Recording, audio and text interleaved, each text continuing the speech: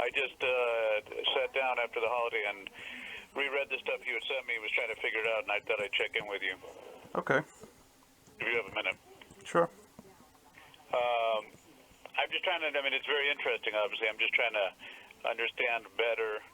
So basically, you knew a lot of these folks, including Gilani, back in the 90s. Is that right? Yeah.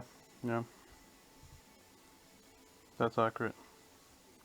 And your sense is that he had connections to the ISI even then? Well, I know that other people that I associated with that also knew him did. So I would assume that the community is not that big, it's just a small community, so people know of each other, or eventually I guess he either branched off into different factions of the ISI, or maybe they're related. I don't have enough information about that to be sure. Because this guy Farouk was somebody who seems to be someone important, was someone who he knew, right? Yeah, You said he originally introduced you to him. Farouk was the main person in New York at that time, and many people could attest to that. The main person in what sense? In the criminal underworld sense, mostly the drug trafficking scene and other activities that they were doing, like identity thefts and financial frauds, things like that. In addition to being kind of this heavyweight gangster, Farouk had ties. I mean, in terms of his relationship with the ISI, it was what? Well, it was. I guess most of it were, people that were overseas were the ISI. People that were in New York were mostly just their operatives, I would say. I wouldn't, from time to time, people would come through New York every now and then, and I would know that they're important because of the way they were being treated. Mm-hmm. But, actually knowing who they were or why they were important, the only thing I could assume is that they were government players or affiliated with.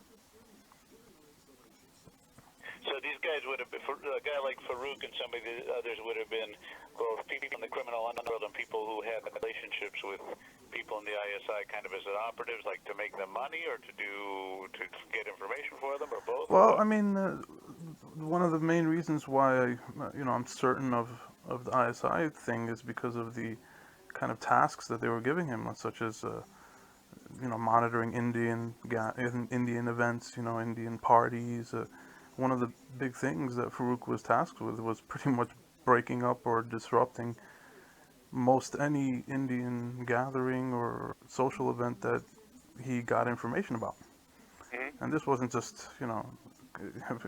it's not a pastime for just average people in New York, average Pakistanis. So the specific targeting of Indian communities, the parades, the functions, there was many of them. I remember I was present one day where there was a big event actually in Fresh Meadows, Queens, and there was a lot of Indian people that were hurt and then went to the hospital with very severe injuries. Mm-hmm. Yeah. So this goes on, and so Gilani's relationship with Farouk would have been what? Also involvement in drugs? Or? Yeah, it was initially drugs because he had been Gilani had queried people that were related to Farouk, and eventually that's how Farouk had met him, and then that's how I had met him. And do you remember when it was you met Gilani? Like, yeah, it would. I mean, I can narrow it down. There was several times.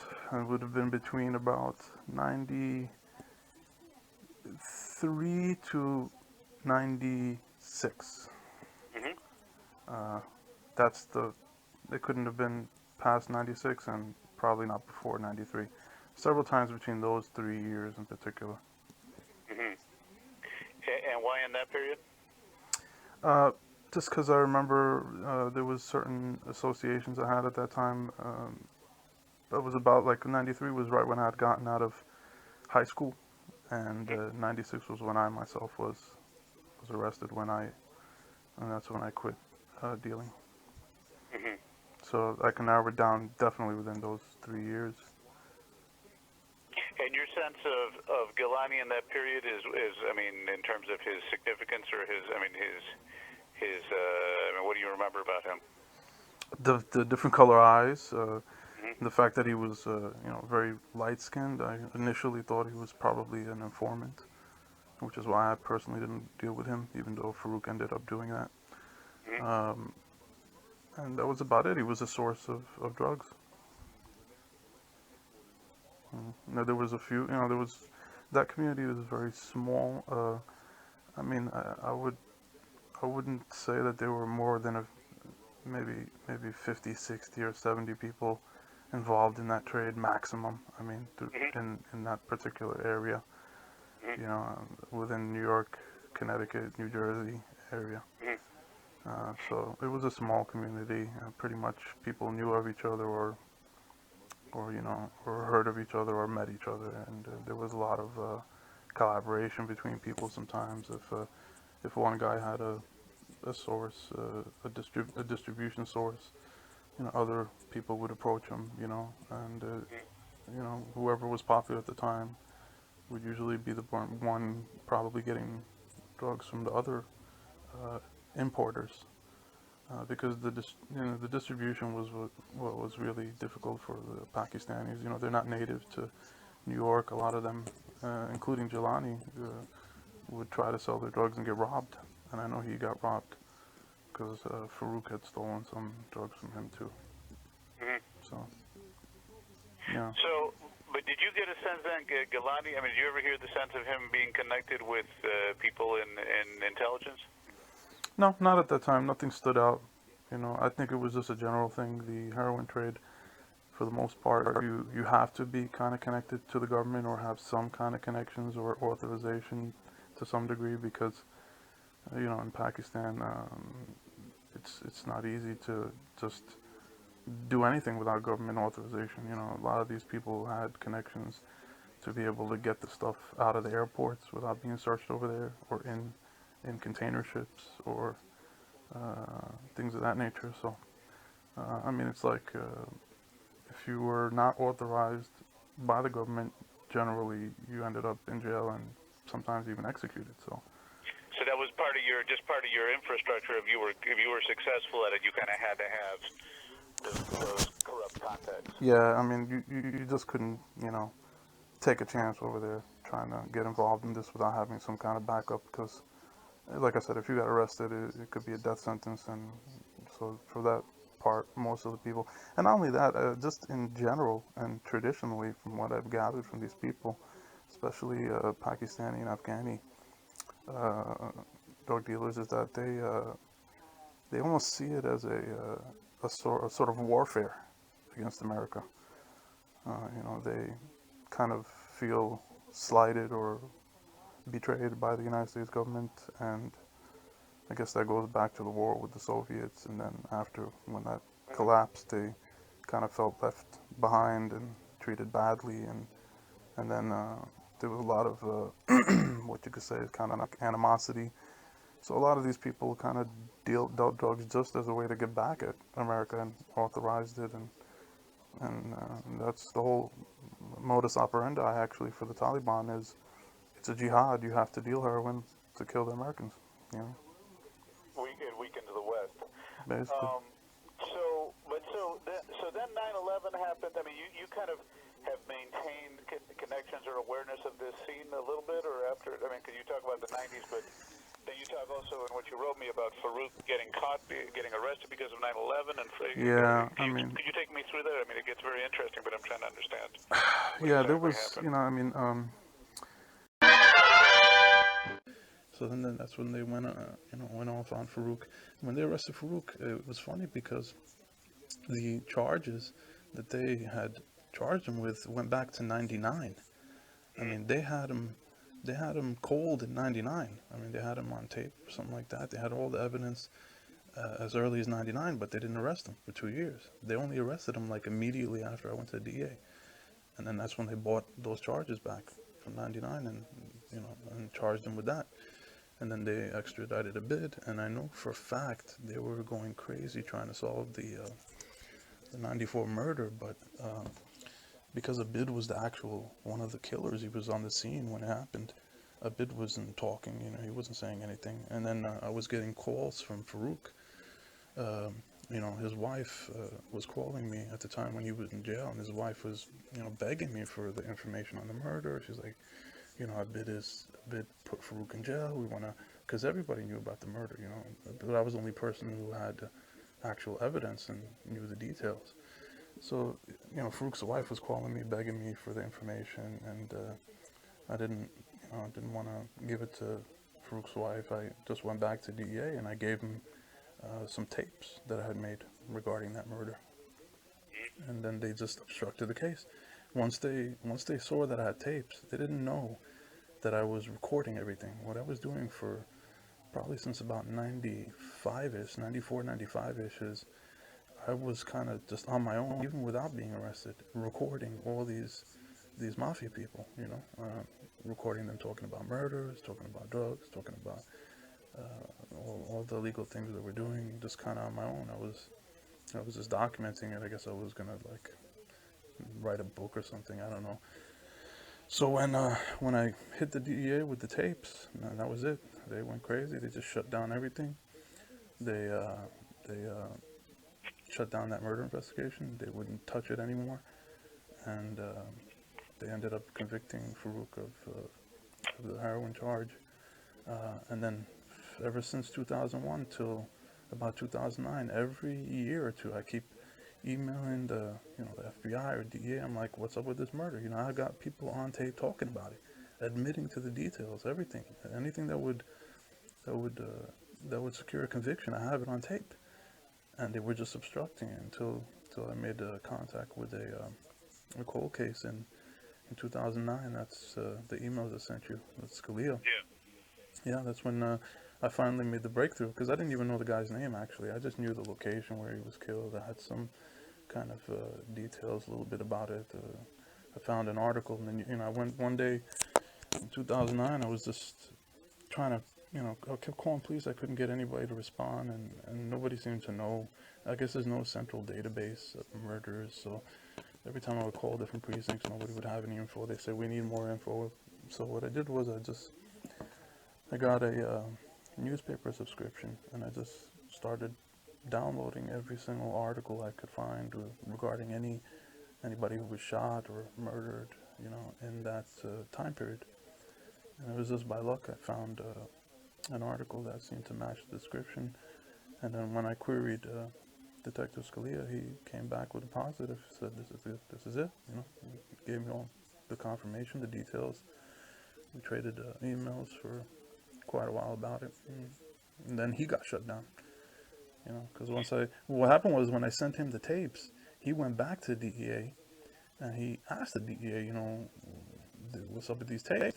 He says he gave you these tapes in '01, and they denied it. They denied that I gave him the tapes. I mean, they told him straight out, no, he never gave us anything, trying to play stupid with him or whatever. And then the last I heard, actually, not too long ago, I spoke to another, because Scalia retired, but I just spoke to another cop in that same department. His name is Jim Brunsma. And he just happened to remember the case, because, I called up inquiring about the murder again, and he's like, oh, I remember you, you're the guy who was emailing us from Morocco and this and that, and oh yeah, he was, Scalia was real excited about the case, and he was going to, he's like, and then he mentioned something about that some agency had took it over, and they had told them that they were going to contact me, but they never did. So I guess it was just some agency, like some federal agency. I guess that's who it was. He didn't elaborate. He just said, "Oh, didn't somebody contact you?" And I'm like, "No, nobody contacted me." And he's like, "Are you sure? They said they were going to contact you. They said they were going to call you." I said, "No, nobody ever called me. I'm calling you again because I'm trying to find out why you guys didn't call me." And that's what he told me. He's like, "Somebody took it over. They were supposed to call me, but they never did." And the reason that they can't do it is because it's a scandal. If they attempt to solve that murder, it's a domino effect for them. Everything collapses. The whole thing, what they did with me and the 9/11 stuff, and their shortcomings with all these people, including Gilani, because I could have definitely fingered Gilani as early as '01, and at the same time, they're making deals with him and sending him to Pakistan. It's just crazy. It's just crazy. So that case is still unsolved, as far as you know? Yeah, it's still listed as an unsolved homicide, but I could even send you some of the conversations I have on tape regarding this homicide. It's a solvable homicide. One of the guys is sitting in a federal prison right now. Abid Chaudhry, he's in federal prison right now as we speak. I'm a witness against him. You know, I could solve this case in an instant, and I have tapes with one of the actual people who was also there with Chaudhry when they killed him. You know. So, what is the Senate subcommittee angle of all this?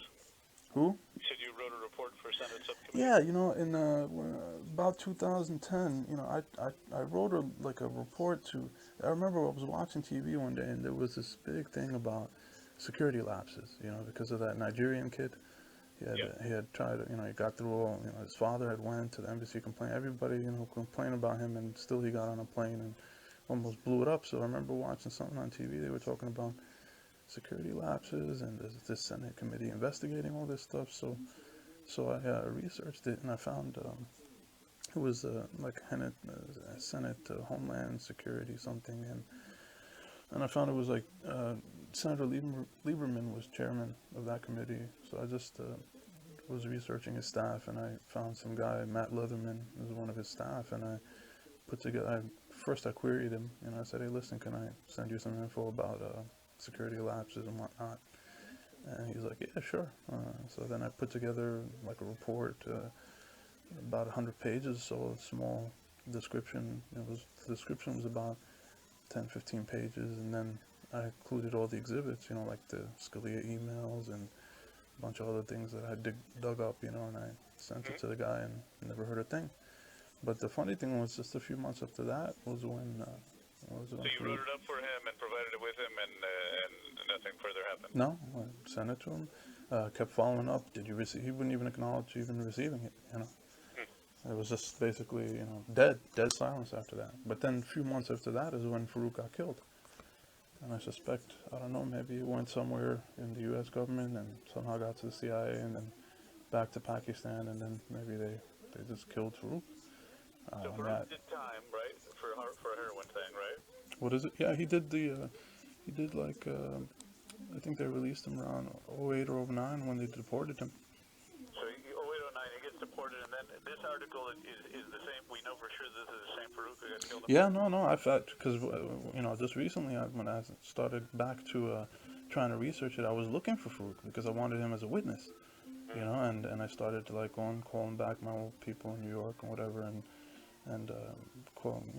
found one kid, and he was the one who told me. He's like, "Oh, you didn't hear?" I'm like, "What?" He's like, "Farouk got killed." I couldn't believe it, you know. I was like crying that whole day. I was real sad about that because I just felt like maybe, I don't know if it was related to my situation with these people or not, or just a random event. I mean, they never caught the guys who did it, but I refuse to believe that it's just some. I know for a fact that he was only thrown in prison because of me, because they were trying to basically stick something on him that they could use to turn him against me. But the way he is he's even if he had something to say, even if he decided to cooperate, there was nothing he could give unless he lied, because I wasn't doing anything, you know. So, but you said in the email that you think he could also be a witness against the ISI. You mean he could talk about having worked with the ISI in New York? Exactly. That's right, because I'm just trying to dig up all this kind of information and get back to all that stuff and try to figure out what exactly is going on. And I know he's a witness because he definitely is a witness because he was one of the main guys. I'm telling you, there's a lot of people in New York who'll tell you he was very well known in New York. You know. But if he was doing these tasks, if he was either doing gathering information in the community or harassing them or even getting into violence with them, he was being directed. I mean, did he have a handler? Was he dealing with people at the consulate? Was he doing, you know what I mean? No, I think what the link was? No, everything's unofficial. I mean, they're not gonna. People. What happens is even if people were being sent from Pakistan over here, they're not gonna declare themselves, you know, as foreign agents. They're just unofficial people. They masquerade as businessmen. You know, but they do have a lot of money, you know, and they some of them are actually involved in the drug trade, and what they actually use the drug trade to penetrate criminal organizations, because through the drug trade you can hook up with the mafia, hook up with different kinds of people, get access to arms, get access to documents, get access to anything. So it's just a means to an end, but it's mostly unofficial. I mean, they're not gonna just send somebody who is identified and known person in the government and have him conducting these activities. It's mostly business people who are affiliated with the government, or or directly dealing with their handlers. No, I mean I understand what you're saying, but I'm saying, was there ever a sense that someone in particular, who Farouk or these other guys were dealing with, was that there was suspicion of who the link was or who the handlers were? No, I wouldn't be able to tell. The only thing is I could tell is that many times Farouk mentioned to me the fact that they had people in PIA Airlines, they had people in certain parts of the government that would, like he mentioned, that the government used to transport the drugs from Peshawar to Lahore or Karachi, and this was people they were government people. They had some kind of privilege that allowed them not to get arrested for things like that. They had people in the airports that would at least make sure that the drugs were not searched on the Pakistani side of the border. Because there was some kind of an agreement, I think I heard, between U.S. and Pakistani government, that the Pakistani government was supposed to search, for drugs on their side before, leaving Pakistan. So with their connections, they would circumvent that part of it.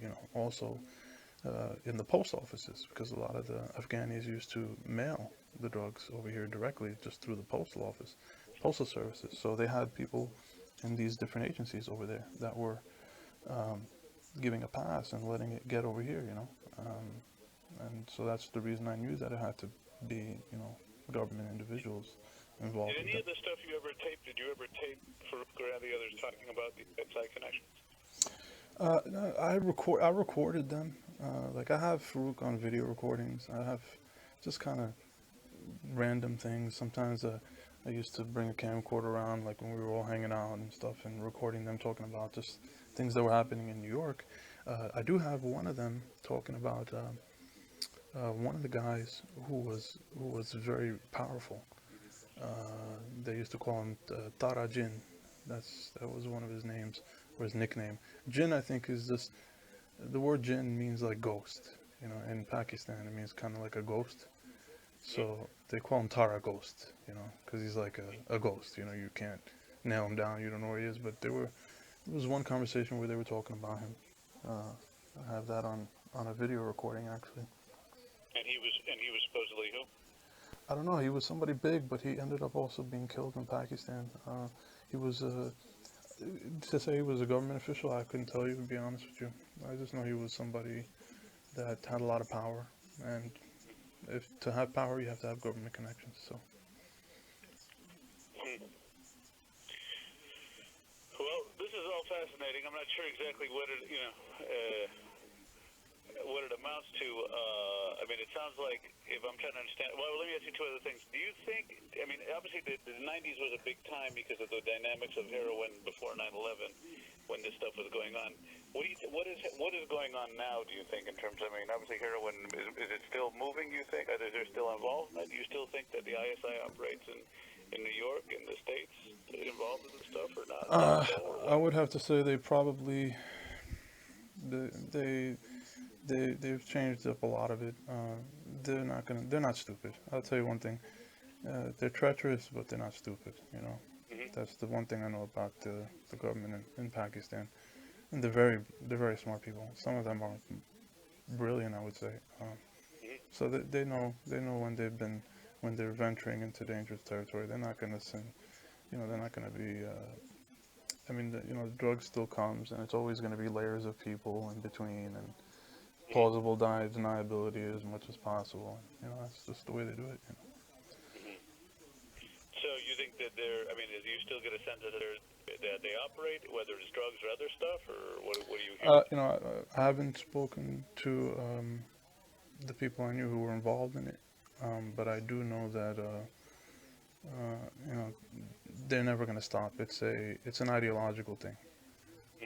They feel like this is their duty, because they have to weaken the United States, and this is acceptable. They even have religious people promoting these kind of things, unfortunately.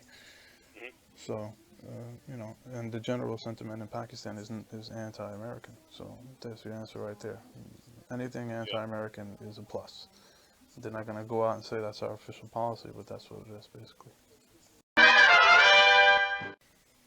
And in terms of, I mean, obviously you've done a lot to verify your story, but in terms of, I mean, do you think the main people you've dealt with in terms of people who you feel are trustworthy in government would be, or in law enforcement would be these NYPD guys?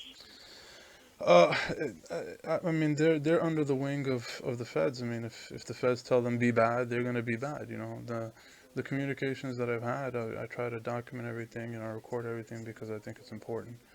You know, I know for a fact that they're committing crimes by obstructing some of these cases, but I don't think that the NYPD could do anything. I mean, even if they know the cases are being obstructed, it's the hierarchy of power. They have to submit to the will of the DOJ, no matter what the situation is. You know, they're not going to go against the DOJ and say, hey, or the CIA for that matter. You know, they.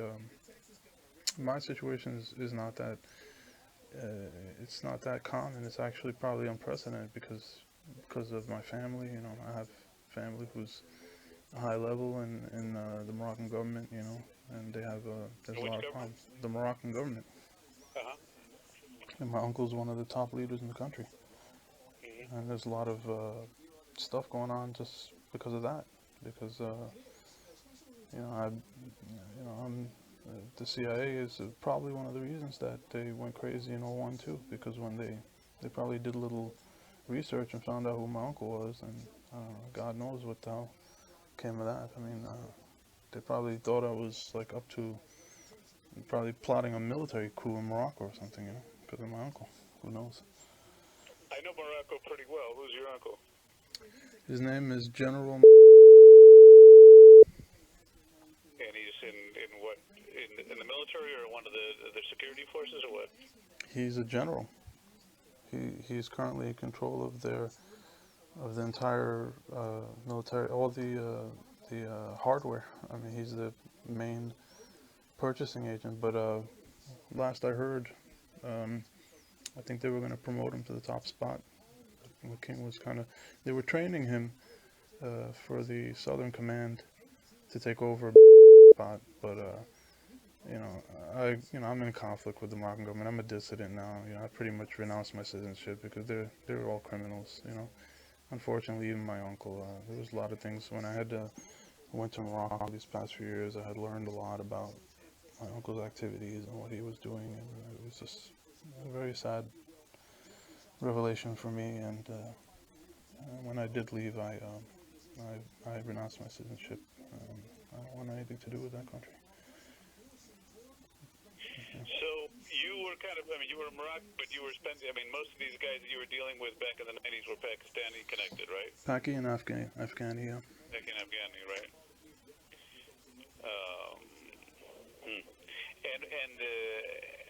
And you think that the murder in pressure? I'm sorry, what happened? Sorry, yeah, I have another call. Go ahead. So you think that the pressure to prevent the murder is the reason that they don't want the NYPD to solve this killing is because you're saying that some of the people involved in it, it would be Chowdhury who was involved in it, right? What is that? I'm sorry, the last part I didn't hear. So Chowdhury did this. Yeah, Chowdhury was involved, but here's the thing now. They would have known at least at the same time that they got Headley that this case was related to Headley's people, you know? They're not telling me that. You know, I just found this out this year. I didn't even know about it till this year. Because I just started kind of looking back at the old emails and just digging around and taking it, try to get a little more info. And then I just just ran across that. You know, so they must have known at least since '01 that all these people are linked to each other or know each other. And the problem now, especially with Headley, it becomes even more high stakes for them because it's a guarantee they've been obstructing it for at least, since '96 was the first time I told them about this. And they never, I've never been questioned about it to this day. Not once, only through emails with the NYPD, but never directly by the feds. And I'm a direct witness. Your thinking is that the killer is in jail, but he's in jail not for the murder, but for drugs, right? Oh, that's what he's in jail for now, 100%. But Right. there's no one else. I mean, it's not like there's other. Are there other people involved in murder who are free, or is just that Yes, there are. he's the guy? No, there's two others Oh, that there are are two free, others. but I haven't disclosed their identities. Oh, I see. You know, they would have to ask me directly. They don't want me to. I mean, they don't want to ask me directly because they know the minute they do that, they're in trouble. Then everything's on the record. They know. They know. I mean, I won't even talk to them unless I'm able to record it. You know. So Yeah. they know what time it is. I mean, if they go that route and come at me and say, "Hey, we want to talk to you," I'll say, "Sure, yeah, I'll talk to you about anything. Can I record it?" You know. Then what are they gonna do? No, no, we're afraid because what if you tell us something that we don't want to hear? You know, then what? You know, that's the way that they are about this. So they basically, there's 100%. They can't deny that it's being obstructed. I mean, the tapes alone prove it. Um, you know, I am a direct witness. I wasn't present on the scene, but I spoke directly to three of the people involved in the murder, and I know details that nobody else could know, including the type of ammunition, which is a specialty ammunition. Uh, they use special ammunition called glazers. This ammunition is probably almost never found in any of these kind of cases. It's a special ammunition that explodes, doesn't leave any ballistic traces. I mean, only the people who actually were there would know, and that's why I took the liberty to record the people giving me these details on tape. One of the people is dead, and they're responsible because they didn't act in '96 to arrest him when I first came to them, because one of the people got killed in '97. So that's another reason they're obstructing it, because if they went back to really the first time when I mentioned it to them, which is '96, it's all in the DEA computers that I mentioned it. They were trying to solve it in '96. They were looking for a bid since '96.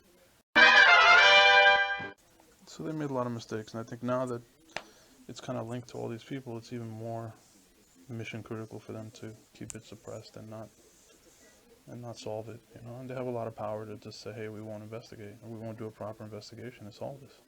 You know, that's it. Well, let me ask you this: if I were to, I mean, I'd like to. I'm just not sure. As I said, it's an older case, and it's remarkable levels of complexity. If I were to sort of check around about it and try and about some of these people, I would keep your name about it, but I might ask some people I know whom I trust in law enforcement who know New York and know sort of this world, and run some of this stuff by them. Would you have a problem if I called the cold case squad and asked them about this Absolutely case? not. I wish you would. I'm trying to solve it. You know, I've given up on trying to solve it, but what I've been trying to do, which is the only reason I went back to it, is I've been trying to find the next of kin information for this kid, you know, because I just want to at least inform the family. I mean, they have a right to know. I mean, this is crazy. Even if the police don't want to do anything, they don't have a right to keep the family. They have no idea I exist. I'm positive that the family has absolutely no idea I exist. And I know this because there were other cases that I also was a witness to, and I did find the next of kin information. And when I've contacted the next of kin, they absolutely had no idea I existed as a witness. So this is another one of those cases I'm positive about, that the family has no idea. But for me, I just feel like I'm the last guy standing to be able to do anything about this. And if it wasn't for me, it's just never going to be solved, because I'm the only witness who's not actually a participant. Everybody else is a participant, and nobody wants to go to jail for murder. So You of feel course they're that not going to any kill of the us. people involved in the murder of it or the others have ISI contacts? Uh, well, the other people involved were not Pakistani. Abid was the only one. Uh-huh. The other people involved were Latinos. Uh-huh. One of them is dead. His name is. Uh-huh. And the other two, I didn't disclose their identities to the police yet. I was just waiting to kind of surprise them if they ever tried to question me about it, so that they could know I'm.